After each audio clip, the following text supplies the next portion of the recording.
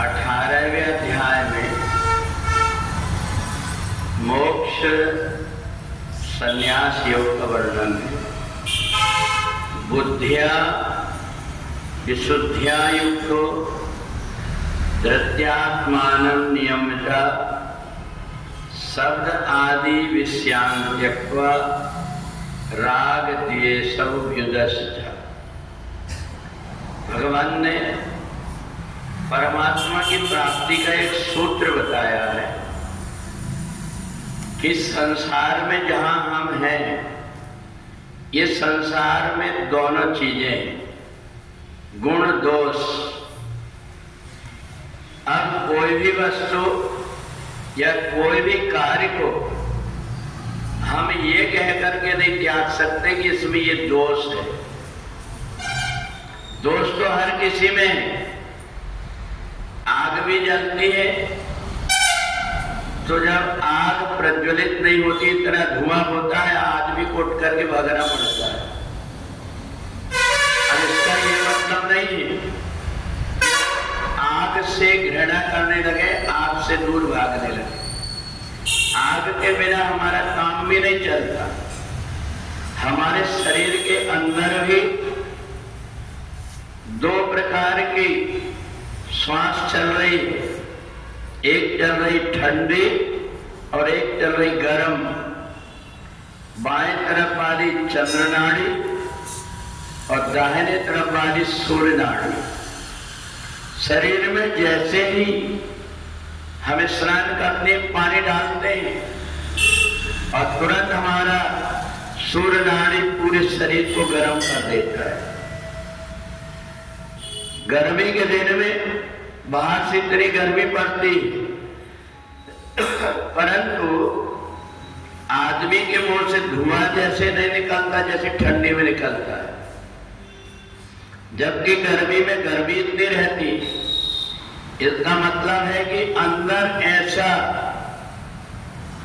System बना हुआ है कि हमें बाहर की वस्तु की आवश्यकता नहीं, अंदर ही सब कुछ है।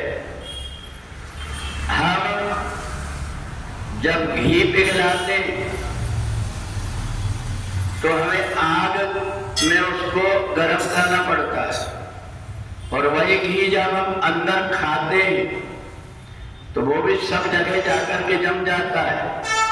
पर हमारे शरीर के अंदर भगवान ने ऐसी जठराग्नि दिया है, उसको अंदर जमने नहीं देती।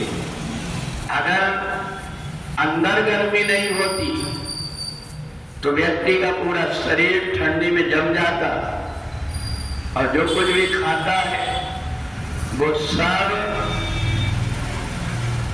ठंडा हो जाता, पूरा शरीर जम जाता। परंतु हम प्रत्यक्ष रूप में देखते हैं कि चाहे हम मुंह खोलते हैं या मलमूत्र त्यागते हैं, उस समय ये सारी चीजें गर्म रहती हैं। ऐसा लगता है अंदर ऐसा सिस्टम परमात्मा ने बना करके रखा हुआ है।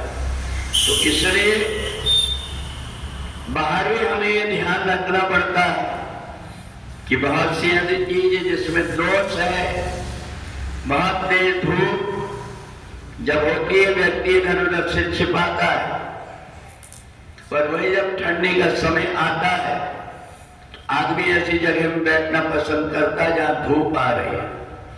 तो ये सब जड़ चेतन गुण दोष में विश्वहीन करता है। परमात्मा ने ये सब बनाया है, तो हमें रहना कैसे चाहिए? संसार में रह करके और संसार की आसक्ति हमारे अंदर ना हो। जो भी वस्तु हमारे पास है उसका हम सदुपयोग कर लें, परंतु किसी भी चीज से कोई घृणा ना करें। बहुत से व्यक्ति ऐसे हैं जो ये कहते हैं कि नहीं, हमें लहसुन प्याज नहीं खाना चाहिए, हमें ये नहीं करना चाहिए, और जब बीमार पड़ते हैं तो उन्हीं लहसुन और प्याज के बने इंजेक्शन और गोलियां खाना पड़ता है। तो इसलिए संसार में परमात्मा ने जो कुछ भी बनाया हुआ है उन सब के बीच में ऐसे रहो कि ना हमारी उससे ज्यादा आसक्ति हो और ना ही ईर्ष्या द्वेष हो। इस भाव से अगर कोई व्यक्ति रहता है